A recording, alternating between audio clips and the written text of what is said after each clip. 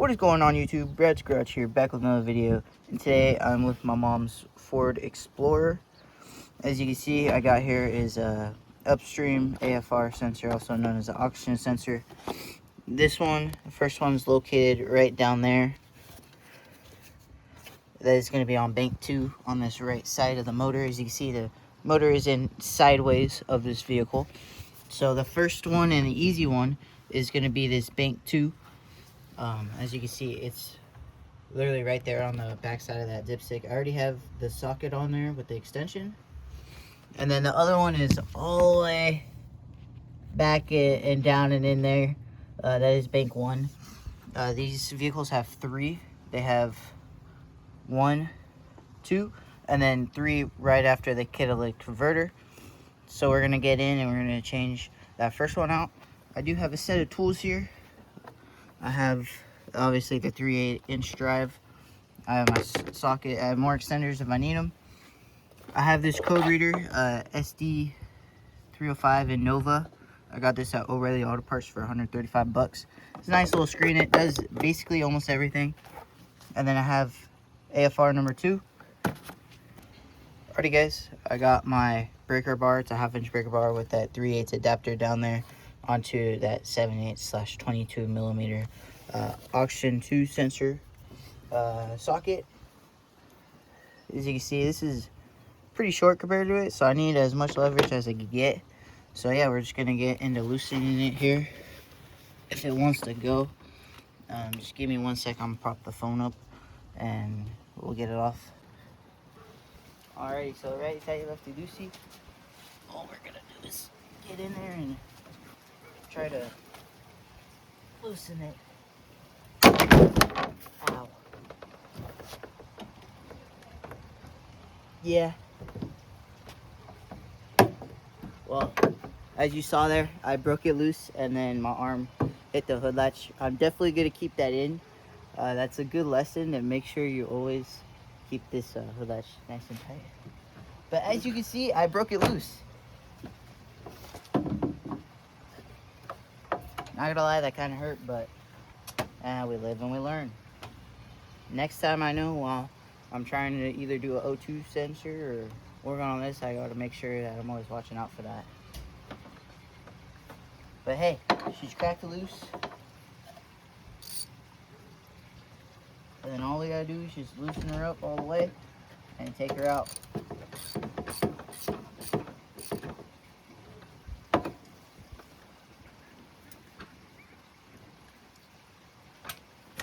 Always make sure you disconnect the connector as well. You don't want to leave it plugged in while you're trying to loosen it up. And we can go back to loosening it. As you can see, they're very tight. That thing cracked loose and all hell broke loose. But now I got it loose enough to where I can just undo it by hand.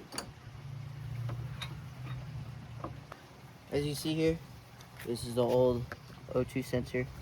Heard of the new one. The new one's gonna be pretty brand new and clean.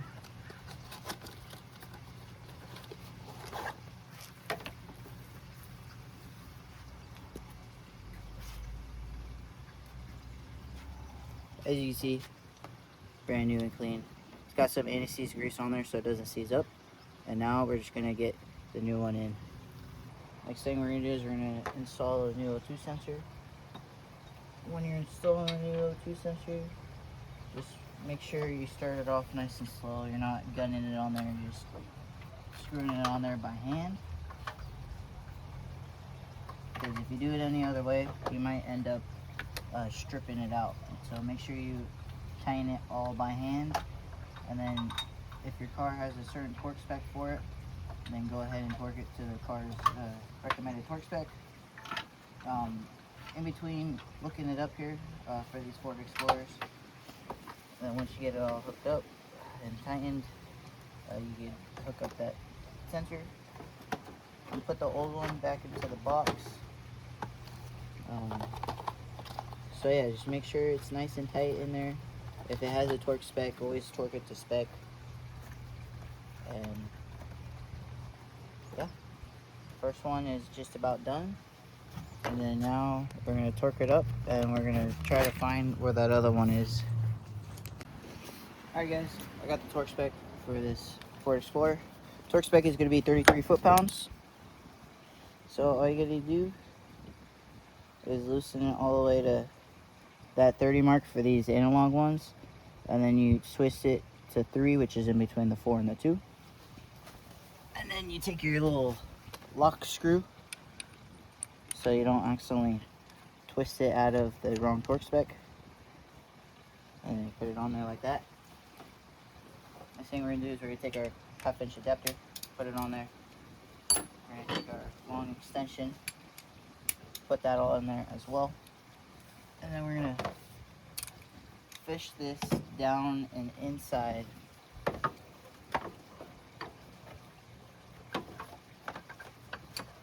Down and inside like so. And then we're going to hook up our torque wrench.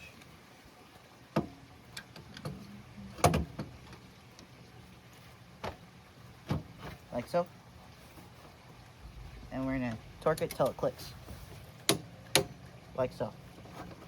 Now you're all good to take this off. And then you can plug in your sensor. There we go. And take your sockets out. And then I'll bring you closer for this plug.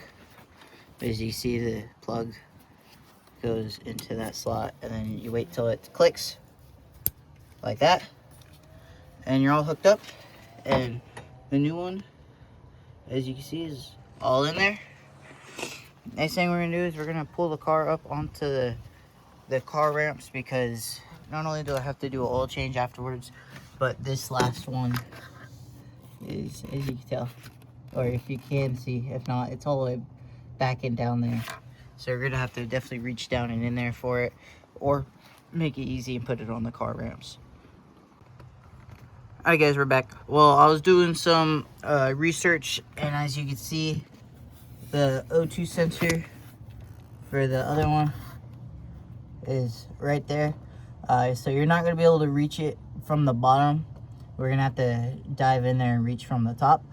But I'll get back to you once I take that one out. Alrighty guys, as you can see, I got it loose and I have it unplugged. I have the socket, I have a U-joint wobble, and then I have this long extender, and then I just broke it with the breaker bar, and all I gotta do now is just take it off with the wrench, socket wrench.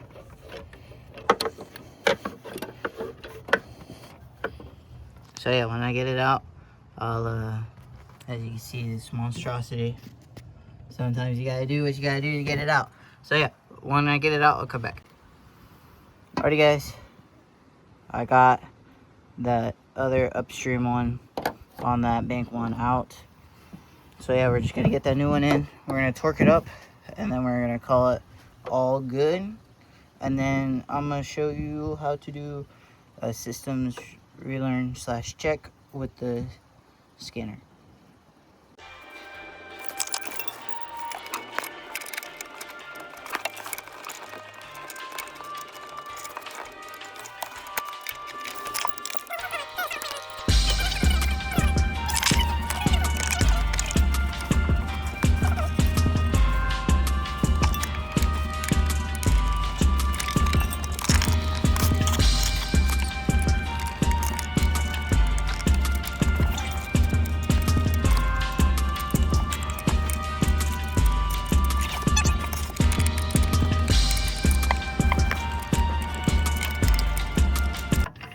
Oh boy, I'm gonna have to get in there with the socket again.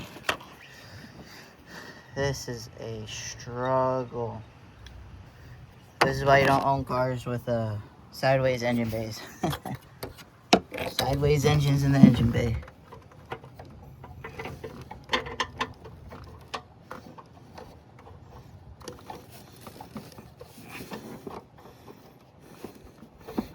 I think I found it. think I found it, guys. I think I did.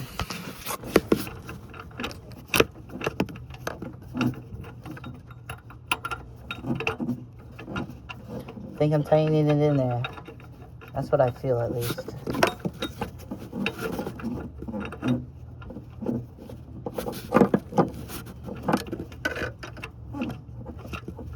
Yep. I got it.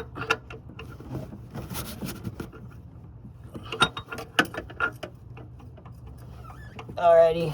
It's tight. Now, we're going to torque it up to 33 foot-pounds. And then I got to connect the connector. Alrighty, guys. Got it in there. All we got to do now is tighten it till you hear the click.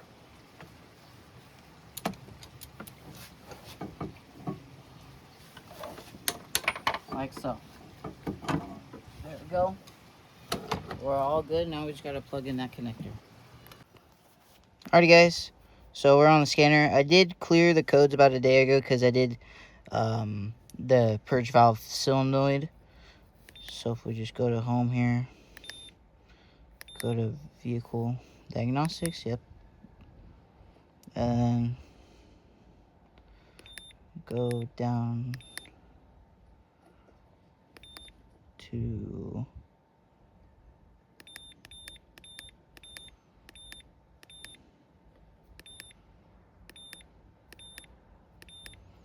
these are all the different modules that you can detect. I'm trying to find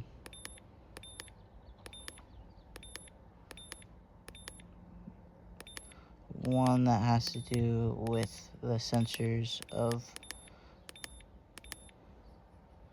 we'll just scan all systems actually, but we'll go back, see if there's any.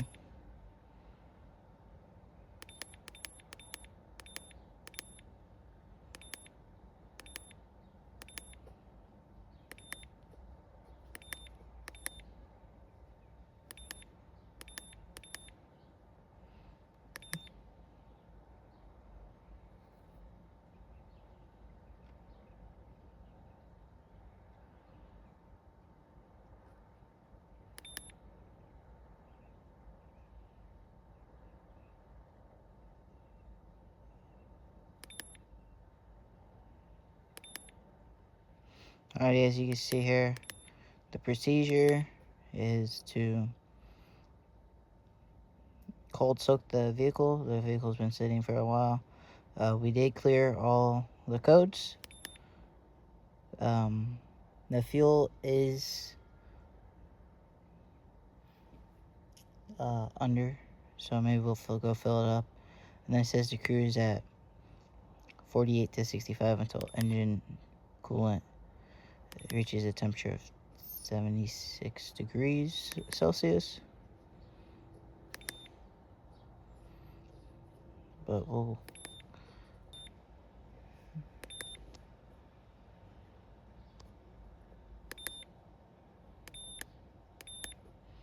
just to make sure, we'll read codes and then we'll delete the codes as well.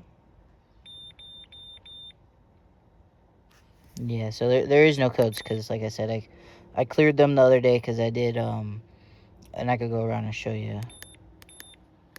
We'll just delete all of them.